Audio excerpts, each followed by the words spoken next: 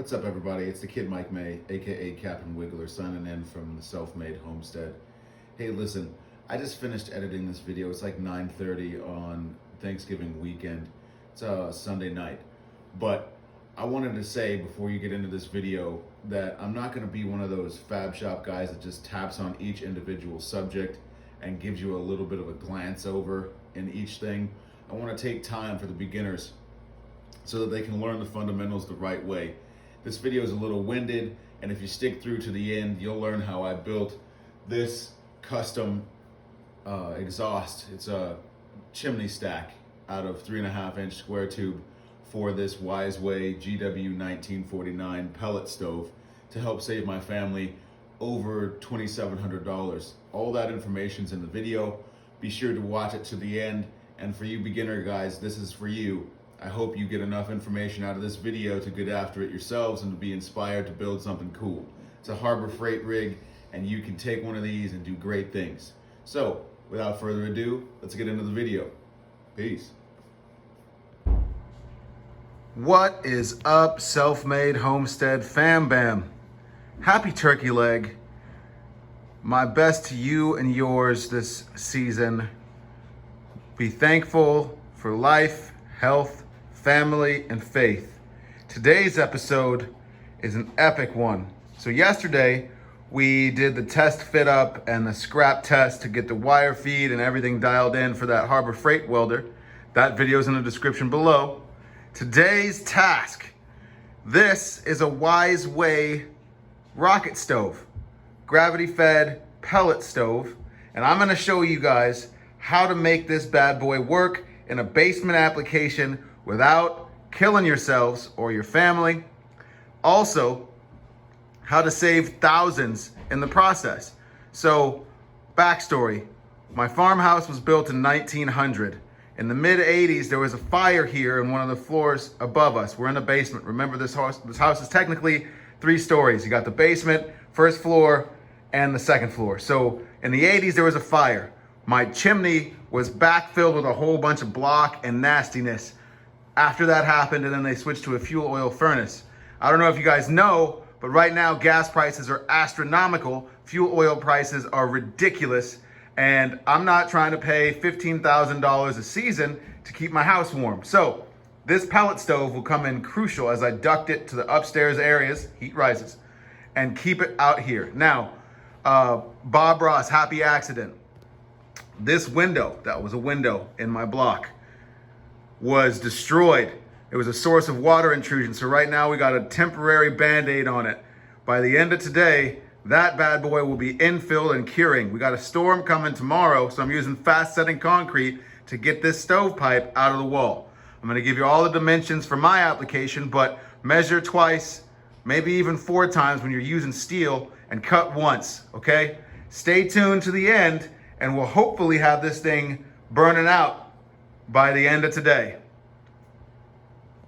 Also, if you haven't already, like, subscribe, and share. The Self-Made Homestead is all about saving you money and giving you your power back, quite literally. I'm also going to be doing a series on this stove about modifying it to make it a hot water heater off grid and a whole bunch of other cool stuff that this thing can do for you. It's 0 electricity. It's all gravity fed. That thing in the back is a hopper, takes a bag and a half. It'll burn for 30 hours with a full hopper on pellets. It'll also run a couple of other fuel sources. It's designed for pellets, but I want to make sure you guys understand that this will take your power back for your family and save you thousands. So, without further ado, let's get it going. Step 1, we are going to make our measurements. I'll walk you through what we're doing and how we're laying it out here in a second. Okay, so I'm gonna walk you around the table and show you what you're gonna need to do this job properly, all right? So first, do your math. Keep your notebook handy. I keep one of these grid line notebooks. I also keep a lined composition notebook in the workbox for my wire feed settings and the amperage settings like we discussed in the last video. You're gonna need squares. I got 4 of those guys. You're gonna need a level, a tape measure. You're gonna need your instruction manuals for both the stove and the wall pad. You're also going to need handy your marking tools. This is a chalk pencil. I love these because on the sides, you can get a really sharp edge, which is a nice tolerance. You want tight tolerances for this because any gaps mean smoke and you don't want that. You're also gonna need a pencil. As you check off your list, you're gonna make a cut list. Okay, before we get into any cutting, I wanna talk about the PPE required because I'm a PPE preacher. You need your respirator. We set that up in the last video. You're gonna need some demo gloves or cutting gloves. Use these Milwaukee ones. They're cut level 1. They are perfect for what we're doing here. You're gonna need a full face shield. And then let's talk about saw setup. I run the Evo. This is a cold cut saw, which means you can immediately touch the material right after you cut it. It's epic. If you use a grinding cutoff disc in this saw, it's a 14-inch saw, that material gets hot, it takes time, and you gotta be exercising all kinds of extra care to handle it, okay? Quick tip, before every job, I like to clean the saw. Now, this saw has seen war. It's made me thousands of dollars. It's been part of my setup for a couple years now, since before I moved here, and I swear by them, okay? You can get them at your box stores. I got mine at Home Depot. I love this thing because it makes quick work of all the cuts as long as you maintain it. So, getting to that. This slide adjusts to the fence back here. Before any job, I like to clean the deck, vacuum it out, get any of those metal shards out of here, because it does produce shards, but not nearly as bad or as far throwing as a abrasive cutting wheel. Think about an angle grinder. That thing's throwing sparks. Those sparks are pieces of metal.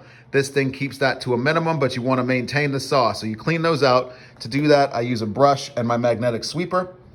I also use this PB Blaster multi-purpose lubricant on everything that moves. So the saw gate, I'll lube that up. Goats are in the background.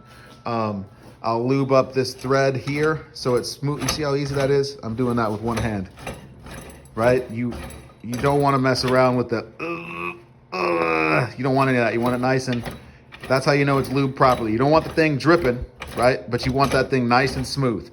You're gonna need a multi-tool or an Allen key suited for adjusting the fence because we're gonna be making some miter cuts. You can see back here, there's 2 Allen keys. All right, the Allen bolts here. You use this to adjust those, okay? Then for the cuts, I like to minimize the spark and the throw off because again, I'm inside. So I use this dry lube. You'll make your marks. I'll show you how to do it all. You make your marks and then you spray this before you cut. You spray it on the work, and I like to spray a little dab on the blade, which is why it's chalky looking, okay? I do that on the teeth to make it a little bit easier. Now, some guys will argue that you don't have to use material lubricant to cut with this saw because it's a cold cutting saw. I, however, am cautious of noise and time. I want nice, smooth cuts to aid in fit up. My tolerances are tiny. I don't like anything more than an 1/8 for big projects. Like this is not a big project. I mean, for scope, somebody might think that it is, but for this particular application, I'm using a 1/16 as my tolerances. We'll get into that here shortly, but that's what you need for the saw maintenance. So once again, lube it up after you clean it up. A little dab will do you on the material and the blade teeth. This will clean up your shards. I like to use wood blocks to keep my material level. This deck is about 3.5 inches. That's perfect. I got one here and I got one here. Now let's talk about the material you're gonna use. I got a pair of weldable hinges, okay? Those are gonna come in handy when we're making the clean outs for this thing. I've decided that I'm gonna use one on the exterior because I don't want a source of smoke into the house off of the stack. So I'll show you that when we set it up. To set it up properly, you're gonna need a piece of material to make the standoffs for the actual hinge. This is that 1 inch that we had. It's scrap, I got that for free. That's 1 inch square tube, okay? Then to make the actual door, you're gonna need 3 inch flat strap, okay? This is 1/8 wall. plenty good for what we're doing, okay? And then this is that 3.5 by 3.5, 3/16 wall, okay? And that's gonna be plenty for heat retention and for the rigidity that we're gonna need to make this thing strong, okay? In addition to this, when we get to fit up of the actual cleanouts, I'm gonna put in a couple of catches that lock so I can lock those in. I'm also gonna use another one of those hinges to create a flat strap hinge up at the top of the flue, at the chimney stack top, so that this whole thing flips backwards so I can clean from the inside. I'll be able to clean on the back wall and get that thing nice and tight as it goes over here in the profile, okay? So that's the setup. I'll lay out some of the material and get to cutting, and I'll show you what that looks like. Okay, so Darth Vader mode. I've got my PPE on. That means my mask is on. I'll be putting my gloves on here in a second, but I wanted to show you these. I remember in the last video, I told you I would show you these. Glasses wearers, guys who wear glasses, AKA the four-eyed awesomeness.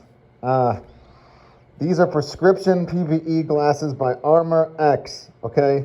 They're new hotness. I got them locally when I moved here. They are perfect. Here's why. They are ANSI rated. They also have a side guard for the shards. I wear these in addition to my full face helmet, which is on my dome piece right now. If you wear glasses, I recommend something like this, especially if you're gonna do some metal fab, because of those side guards. That's the brand, Armour X, okay? Check those out if you wear glasses and wanna keep your eyes safe. Now, these will go back on because after I put my mask on, I put my glasses on. There we go, now I can see some stuff, and we're gonna lay out some cuts. Quick tip, because I'm a PPE preacher. Okay, so I've got my first material selection lined up for the cut. Let me walk you through a couple of things. So, I got that wood block underneath everything. This rag is to keep everything nice and tidy. Okay, there's my gloves. Last thing I forgot to mention was my headphones. I'm using some ANSI rated headphones by Elgin. I'll put the link in the description. Those are perfect PPE for those guys who like to rock out while they cut. Noise canceling, Bluetooth enabled for your phone. Keep your phone at a safe distance. You don't want to crack a screen like I always tend to do, okay? So, saw has been loaded with the material. Double check your cut. I'm dead nuts in the middle of the cut. Blade is reading square across the cut. You always want to check that out, okay? You got the fence secured with that multi-tool. We're holding at 0 because I'm making a square cut for this one. I'll show you how we're going to notch the outside wall here in a second, but it's going to make it breathe from the outside and give me 4 flat butt welds that I got to put together on the pipe, okay? So this is the first cut. You're just going to take the saw. I like to hold it, and you see how the teeth have that chalk on them? That's not chalk, that's the dry lube. So what I'll do is hold the material like this in the tooth of the saw to check the angle of the dangle, as I like to say a lot. And then while it's open, while the fence is open, I'll go ahead and spray the blade, and I'll put a dust on the dang material. I'll show you what that looks like, okay? So, this dry lube is huge, okay? Give it a shake. Got a rattle in it, okay? Open it up. Give this a little douse right here. Okay, now watch.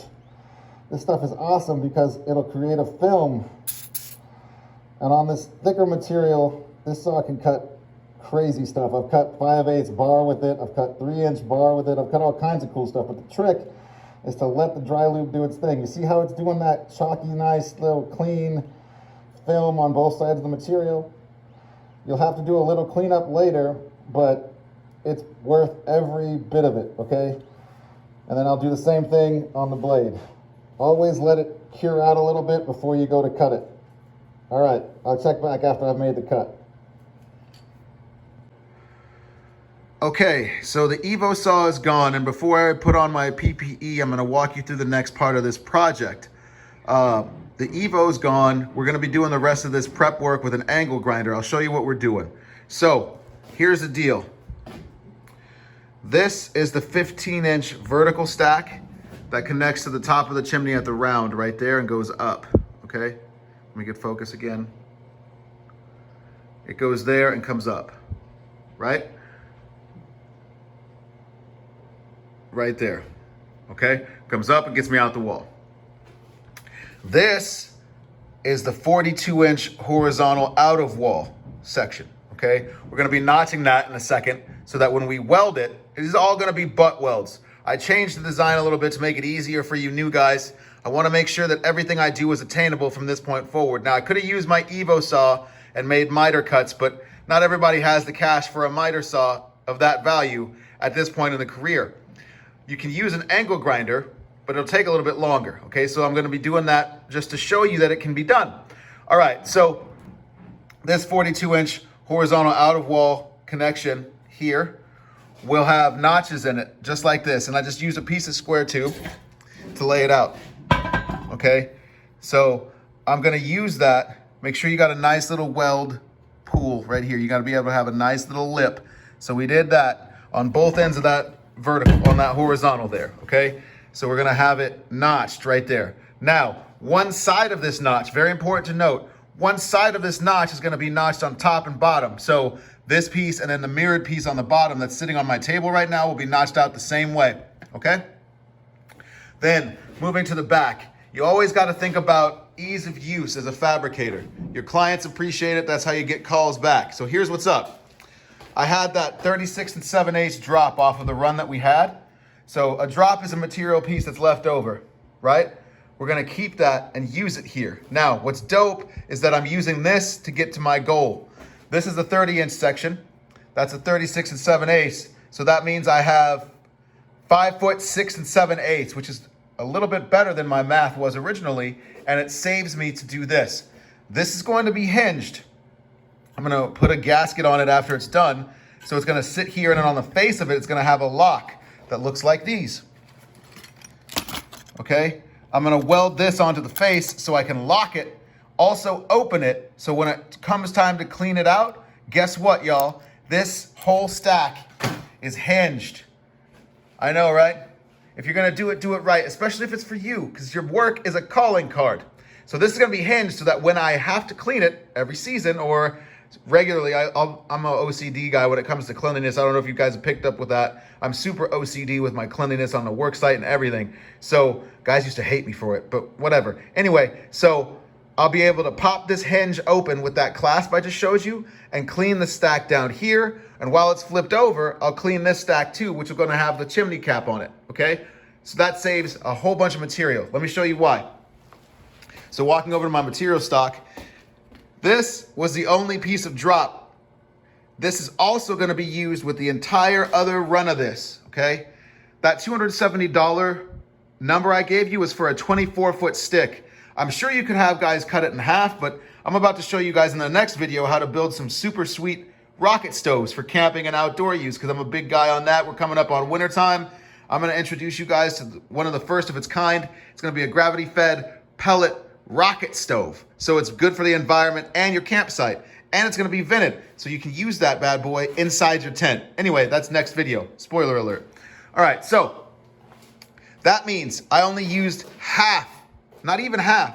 This is 10 foot and a quarter of the material. That means the rest of that material goes to another project or other projects that will pay for themselves. So that $270 number, cut that bad boy in half, and $135 is what you're looking at on the table. Remember I told you, $2,500 for the clean out of my chimney, plus $275 to $300 for the fittings that we would need in the liner and all the other adapters for the stove. So I'm saving my family even more money now, and I'm leaving myself material on the table to make other projects to make this free. Anyway, coming back to this 3-inch flat strap. This is, again, using one of the square tube pieces as a template.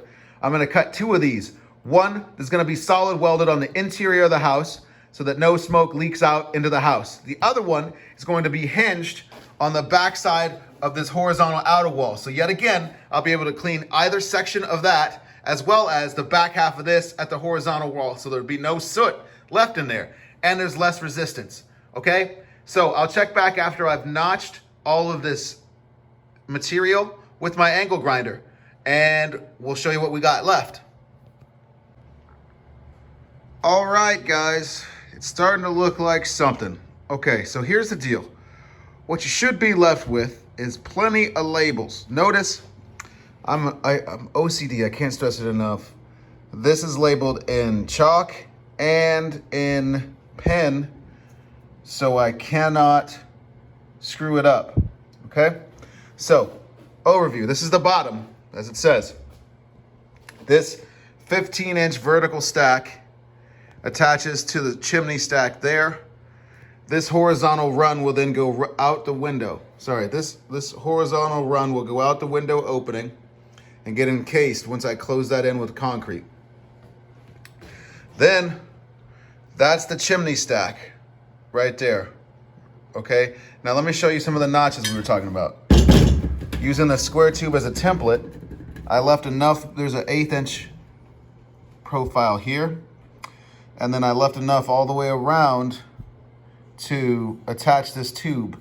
I cut on the inside of the radius. See how it curves?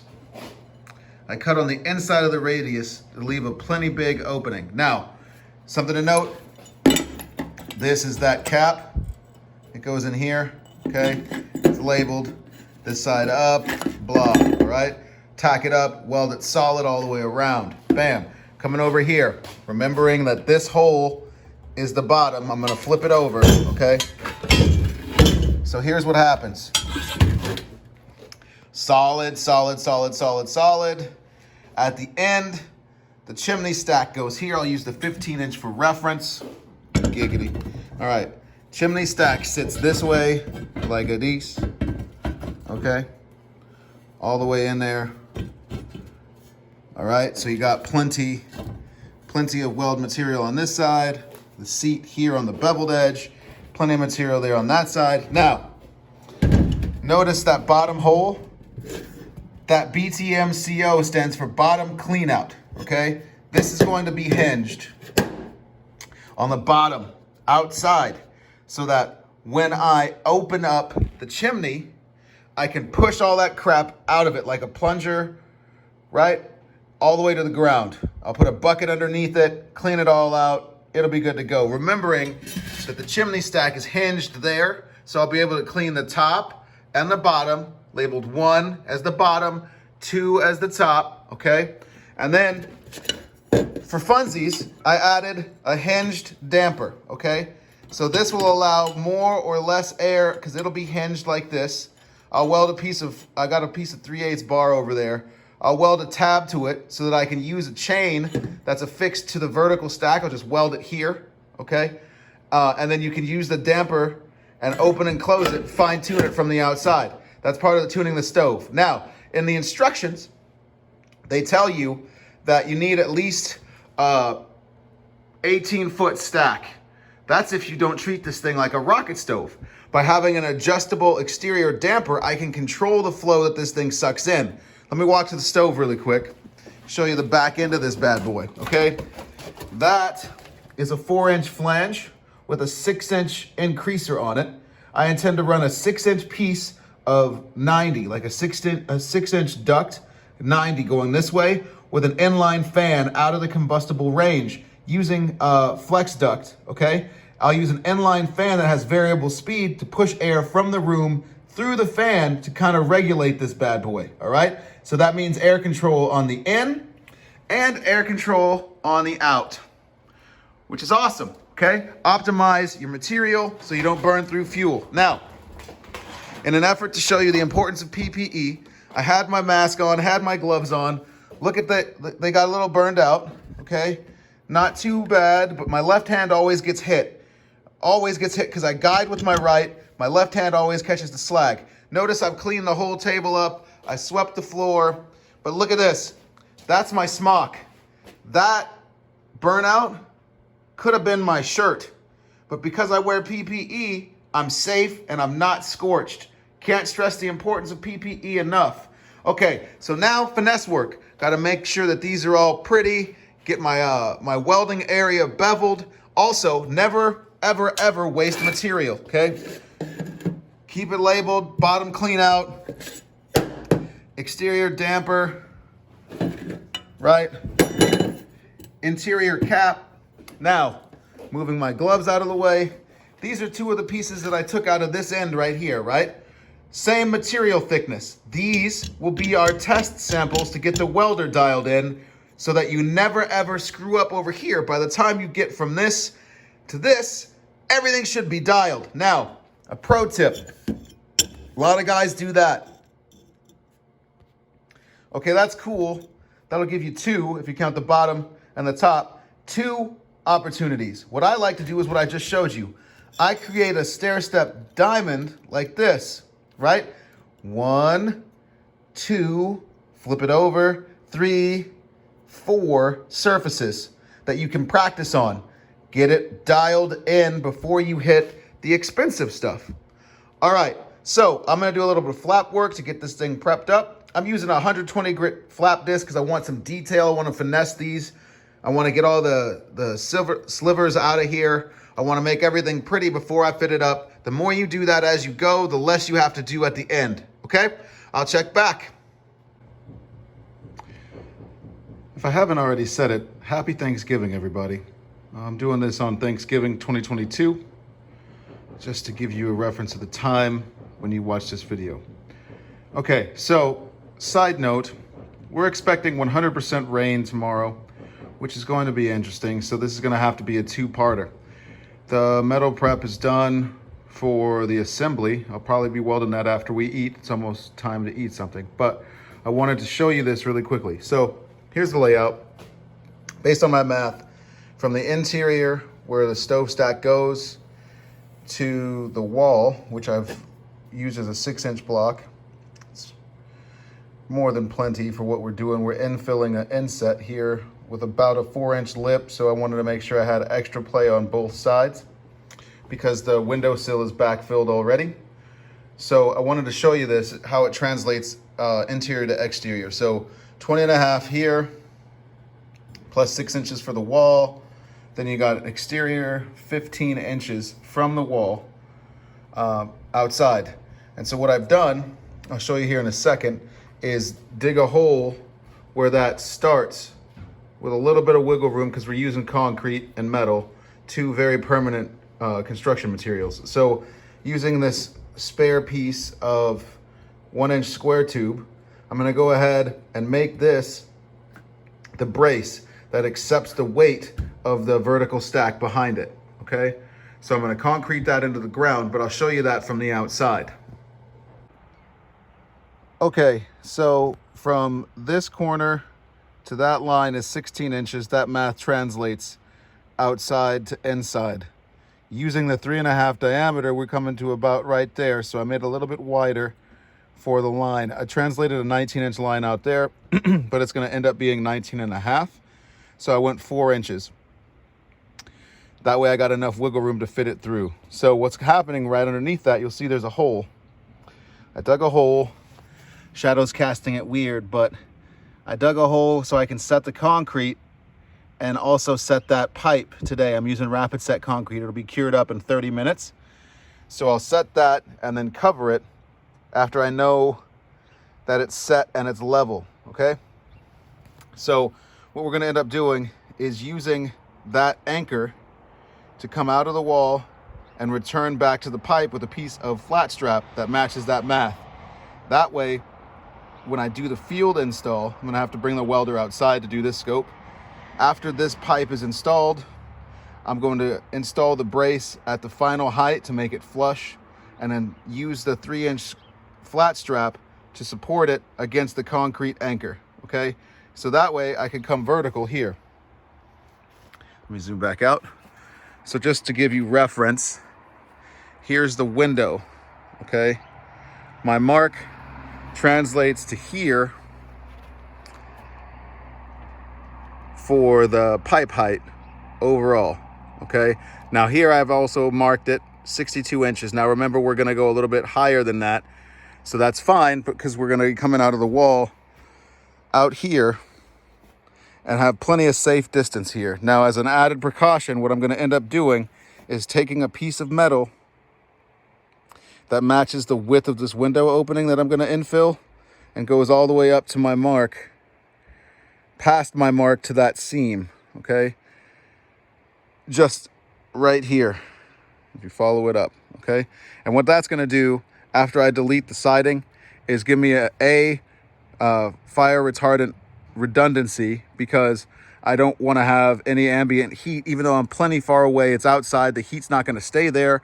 I don't want any chances of external fires happening, because that would suck. So that's the step. I'm going to go ahead and mix up the concrete and set that tonight.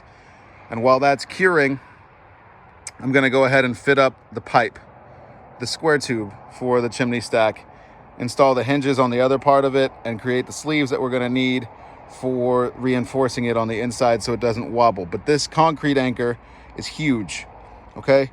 I just wanted to show you how your work translates from inside to outside in the scope. You got to think about that and make sure that your standoff is plenty, okay? I got 15 inches out here from the surface of this. Now, the standoff of the siding is about a ½ inch, if I'm feeling it right, to the wall. So I'll cut that out and give me another ½ inch. But again, if I use metal here, it'll deflect the heat, and the outside air will also keep it from collecting at the house and causing a fire. But you want to be mindful of that. If I were using a wood stove, which generates a little bit more heat, I would go all the way up. But as you can see, my house is 2-story. So I would have taken the other half of that pipe and gone all the way up, which would require a bigger footer, more reinforcement, etc. But because we're running a pellet stove, I don't need to do that. So be cautious of what you're building with, as far as pellet stove or wood stove or whatever you're using, and ambient heat on the exterior of your house, because you don't want to start a fire. That would be bad, okay? Okay, so I went ahead and set the brace. I decided to up the diameter of the square tube to 1.5 inches because I had a free piece lying around. If you look at the wall, right there, it's where the pipe's going to come through. Here is the brace set off to my setbacks based on the layout. By the way, this is a hand-dug French drain. This is the trench for it. We dug that by hand. That'll be in episode 3 of the basement series, where we're rehabbing our basement and saving the family about 25 grand. But I digress. I'm really glad we didn't put the liner and the rock in yet, because that would have sucked. Anyway, so I'm dead nuts there. And then over here, sorry for my finger, also dead nuts. Can you see that?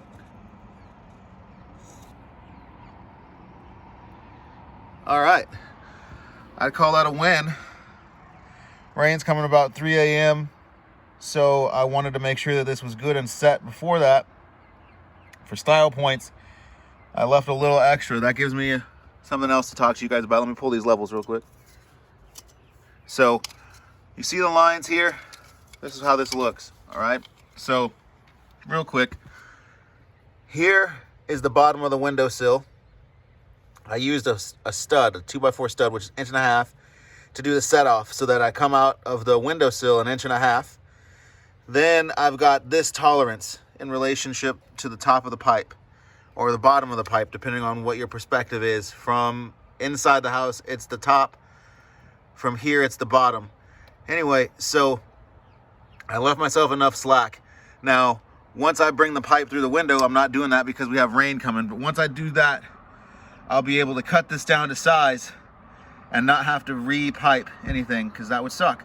Also, because I'm running a French drain, I went about 3 inches down from the hole I cut and left it open so that if I have to final pitch it, the 6 inches over here, from here to here is about 8 inches. The pipe's only 4, but if I have to trench this down by hand to follow the grade from up there, I got plenty of room for that and it won't intrude. Okay, so that's day 1. That's where we are. Tomorrow will be final fit up while we're raining inside. And I'll get ready for a good weather day to install this thing. But I wanted to show you guys where we are. So before it rains for sure, I'm going to put a cap, like a cup or something, on this so that it doesn't fill up with water. I'll do that, and then that'll make it for the day. All right, guys, so it's the next day. It rained pretty hard last night, but we're pretty dry inside. I'm excited about that because I can get back to work. The rain's supposed to be done for the day, but I'm gonna take an extra day to do all this fab work and assemble everything tomorrow when it's supposed to be partly cloudy to sunny. Before I get into this, I wanted to give you guys a couple of pro tips. Number one, 99-cent store organization, right? I'm about to talk about this, but I just swapped a ground clamp on this titanium Flux 125 for a larger one, which will allow me to grab bigger work. But all your extra consumables, like your ground clamps, any contact tips and nozzles, keep them sorted. These are 030, these are 035. Went to Harbor Freight today on Black Friday and grabbed some more stuff. Check this out. So the machine says that you're not supposed to do 3/16, which is what we're welding today with the 030. So I switched to 035 wire. Now, in my Miller-Matic 252, which was my boat anchor is what I used to call it, that's what I ran all the time was 035. I love that stuff. It works, penetrates good, makes a nice, pretty appearance, and I know it very well. In my review and beginner welding video, which is in the description below, I use the 030 wire and contact tips for the setup and the wire test to show guys who can do it fresh out of the box, because the titanium Flux 125 comes with 030 consumables out of the box, so I did the video consistent with the product. Today's video is about welding preference and setup. So what I did, I pulled the 030 wire out of the machine and I applied it, I re-spooled with another fresh one of 035.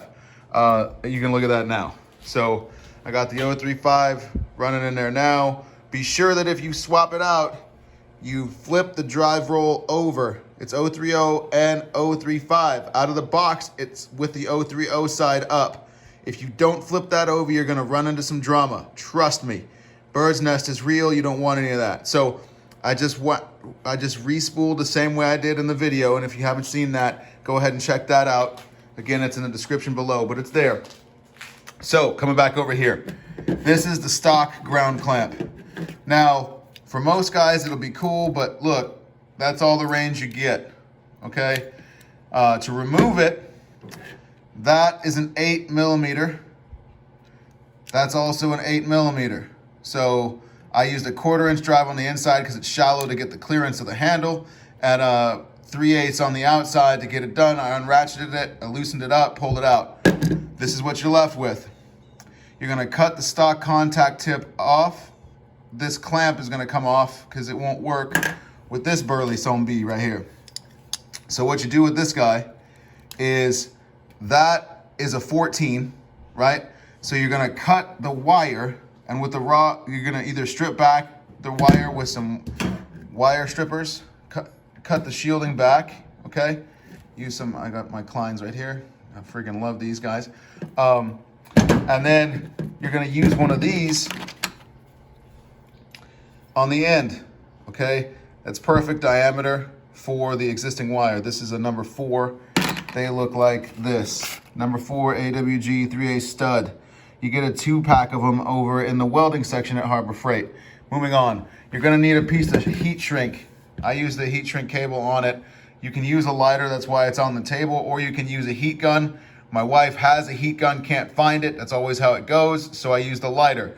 Anyway, I used the negotiator to beat the connector flat, because you notice it's round. You could use a cable crimper if you have one, but I'm just trying to get after it for the guys that would get after it the way I'm getting after it. So remove the heat shrink from the existing ground cable, cut the end off, cut you about this much off. It's about 1 inch of the shield off to seat in there. Beat it flat, heat shrink it closed, and get to work. So this clamp, far greater opening, right? That'll get you on your square tube. That'll get you pretty much anything you need to do with this welder.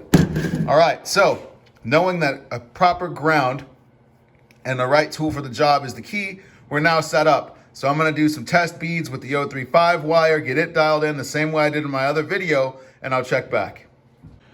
Quick tip about wire storage. This is the 030 I pulled off the machine. After the shrink wrap is gone, you want to protect it, right? So I use Ziplocs. This is the quart size guy. You don't need a gallon size guy unless you're using the 10-pound spools. This machine won't take those. These are 1-pound spools. So I use the quart size bag. Pro tip, you can use this and say what it is and the date you put it on there. That way you know to use it first. I mean, that should go without saying. Everything else is still shrink wrapped. 030 backup roll, 035 backup roll. Now I got 2 of each, and I got plenty of consumables in each diameter, so we're good. But always make sure that you store this in a position to not get it oxidized or being exposed to moisture over time, because you never know when you're going to use it again. You want to make sure that it's fresh.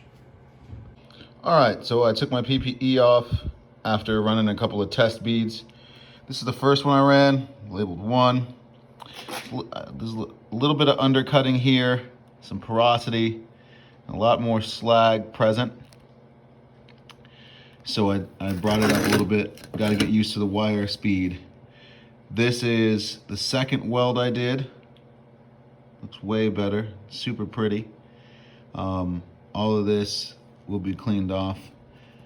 I might have to either dial back the machine a little bit or tamper with it a little bit more. But here's number 3. That's number 3. I was really excited with that guy. Looks pretty good, right? Okay, so rule of thumb, if it's got slag, you drag. That means pulling, not pushing. If you push, you're pushing the shielding gas away from the weld. It's gonna look like poop, okay? So when I welded this, I welded it from top to bottom, pulling towards me, making cursive E's, okay? As I dragged all the way down. I think I'm ready to weld some stuff. More later. What is up? Today is day 3, the install day. Let me show you what we're working with. Wanted to have ample time for the concrete to cure outside with the soup that we had yesterday. It has set properly. I'm excited for the install. So here's the scope. Remove the stove from its position on the blocks. Pull it forward. Then I'm going to delete all of this. That's a foam insert. It's going to come out. The frame that the window's sitting on is going to come out. Then I'm going to put a 1x6 frame across this window opening here in a horseshoe pattern. And then I'm going to screw a piece of plywood wrapped in that same black visqueen into the face of it so that it's a nice smooth surface and a solid backer for my block and the concrete on the exterior. We're going to put the stovepipe through the hole, set the block underneath it, and then concrete it in.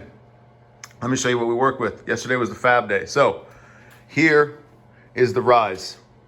This end connects to your collar. I'm going to pre-drill it before we install it so it's nice and easy.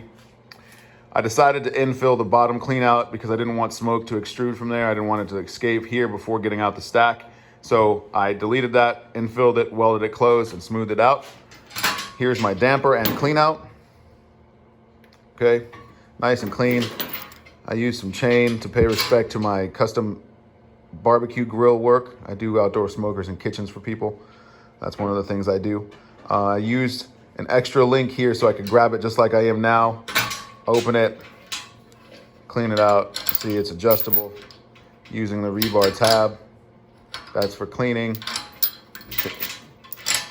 See, all the way through it's adjustable. Okay, I'll leave it closed. Then we'll get into the goods.